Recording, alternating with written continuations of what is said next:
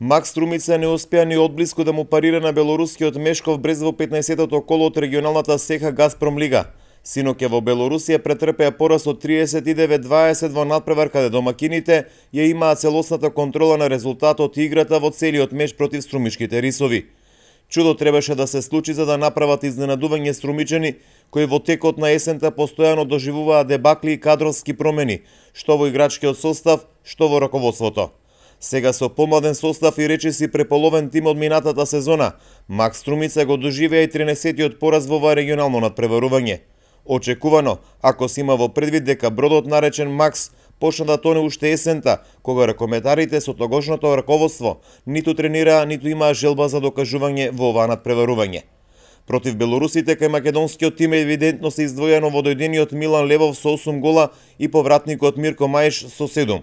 Ванчо Трендафилов, новиот стратег, шанса им даде и на играчите од клупата. Од Белорусија екипата на Макс патува за Унгарија против гигантот Веспрем и актуелен шампион во СЕХА лигата, и тоа на очекуван пораз, бидејќи со овој состав струмичени се лесен залак за многу европски екипи. Дуелот со Веспрем се игра во сабота, пошто за струмичени остануваат уште два надпревари од регионалната СЕХА лига, и тоа против Веспрем и Нексе на домашен терен.